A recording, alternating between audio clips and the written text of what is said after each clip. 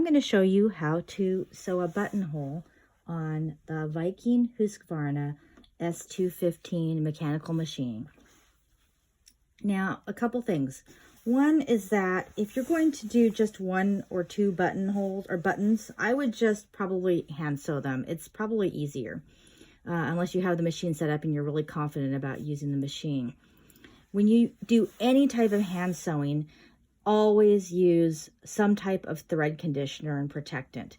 All you do is you just take the threaded needle that you have, hand sewing needle, and here's just a little piece of thread. You just hold it like this and you run the thread through it a couple times. This stuff lasts forever, and it will make your hand sewing so much smoother and better. It's always worth it to use thread conditioner. I always keep this in my sewing kit.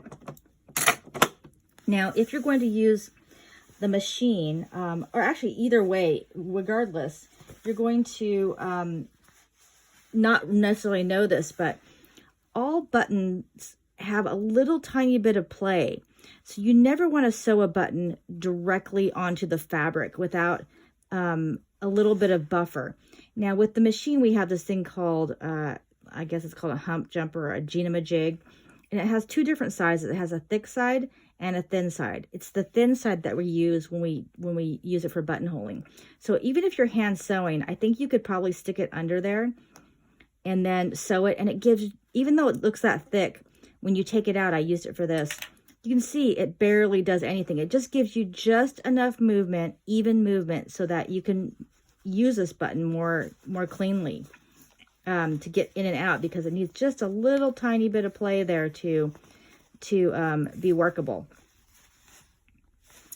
All right, so let me show you how to do this on the machine.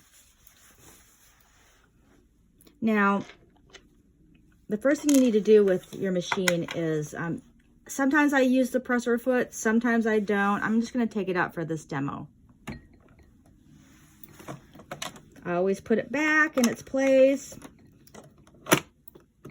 And then you'll see that there's the feed dogs right here. Now, normally those are feeding fabric through, but when you're doing a buttonhole, you absolutely want those disengaged. So the way you do that is all the way over here on the lower knob. You move it to the feed dog. It looks like a tiny little mountain. And what it did was it lowered these feed dogs, so they're not going to push anything at this point.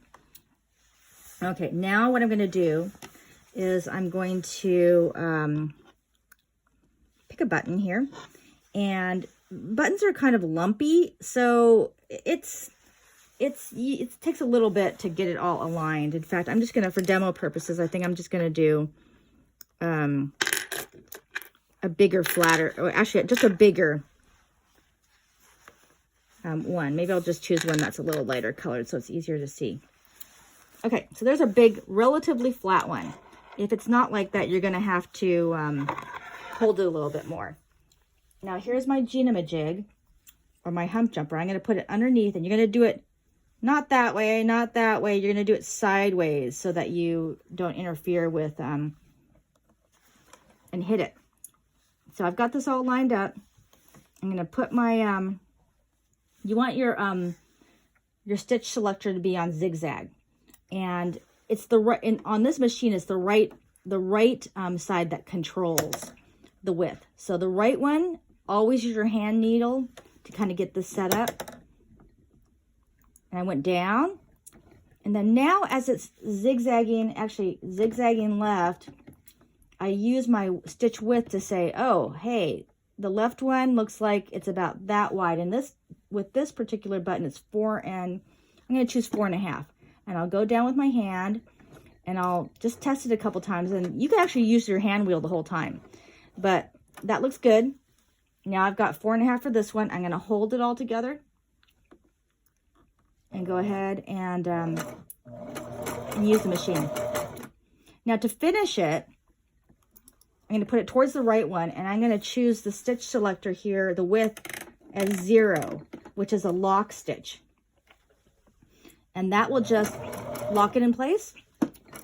And then I can always put the needle at the up position, and then pull it all out, remove my Jig. I can now cut this off. I mean, this has a double, so you would have done two. But I just want to show you how it is. And as you can see, it has barely any play there, just enough to make it workable.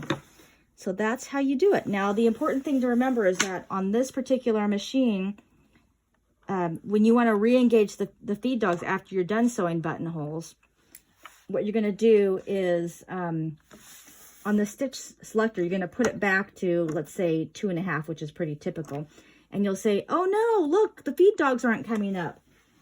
And you may wonder about that. And what you do is, as soon as, well, I'll just take this out. As soon as you take a real stitch, it'll bring them all the way back up.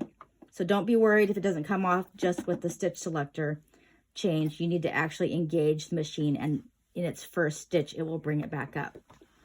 All right.